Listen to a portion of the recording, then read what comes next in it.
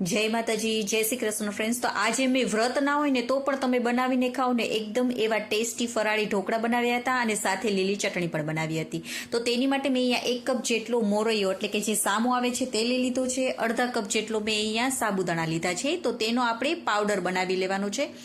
તો આપણે આવી રીતે પીસીને પાવડર બનાવી લેવાનો અને આ પાવડરને તમે આવી રીતે પીસીને રાખી શકો છો. જ્યારે પણ તમને મન થાય ને આ ઢોકળા ખાવાનું ત્યારે તમે આ બનાવીને તેમાં પલાળી બેટર બનાવી અને ખાઈ શકો છો. તો હવે તેમાં મેં અહીંયા 1 કપ જેટલું ખાટું દહીં લઈ લીધું છે અને જો તમારી પાસે આ દહીં ના હોય તો તમે આની જગ્યાએ ખાટી છાશ અથવા પાણીનો પણ ઉપયોગ કરી શકો છો. હવે આપણે તેમાં થોડું થોડું પાણી નાખતા જવાનું છે અને તેનું આપણે ઢોકળાનું જેવું બેટર બનાવીએ ને તેવું બેટર બનાવી લેવાનું છે.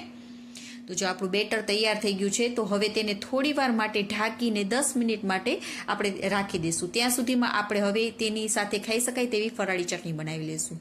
તો તેની માટે મેં અહીંયા દાંડલા સહિત જ કોથમીર લઈ લીધી છે. તેને મેં 1 થી 2 વાર ધોઈ લીધી હતી. 2 મોરા મરચાં અને 1 આદુનો કટકો લઈ લેવાનો. થોડા આપણે મગફળીના બી નાખી દઈશું. અડધી ચમચી જેટલું આખું જીરું, જરૂર મુજબ આપણે મીઠું નાખી દેવાનું છે અને સાથે મેં અહીંયા અડધો લીંબુનો રસ એડ કરી દીધો છે. હવે થોડું પાણી નાખી દઈશું અને હવે તેને આપણે પીસી લેવાનું છે. તો આપણી ફરાળી ચટણી પણ તૈયાર થઈ ગઈ છે. તો જુઓ એકદમ ટેસ્ટી લાગે છે. તમે પણ એકવાર જરૂરથી ટ્રાય કરજો.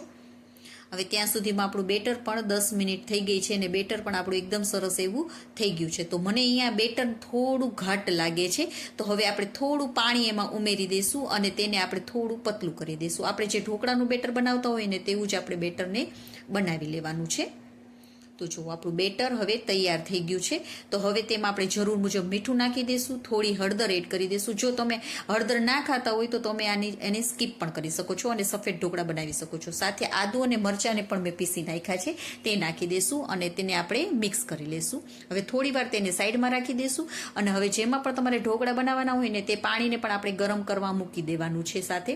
અને ઢોકળા જે થાળીમાં તમારે સ્ટીમ કરવા હોય તેમાં આપણે તેલ લગાવી લેવાનું આવી રીતે.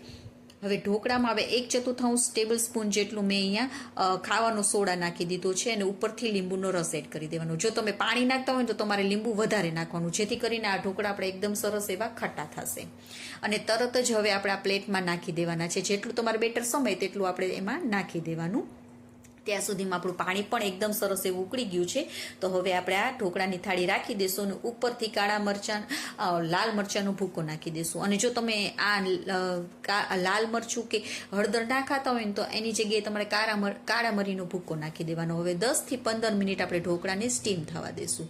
તો જો આપણા ઢોકળા એકદમ સરસ એવા સ્ટીમ થઈ ગયા છે. તો હવે તેને આપણે કાઢી લેવાના છે અને ઉપરથી તેલ લગાવી દેવાનું અને થોડા ઠંડા થાય ને પછી આપણે તેમાં કટ કરી અને કાઢવાના. થોડા ઠંડા થઈ જશે ને પછી તમે કાઢશો ને તો પ્લેટમાં બિલકુલ પણ ચોટશે ને એકદમ આસાનીથી તમારા ઢોકળા ઉખડી જશે.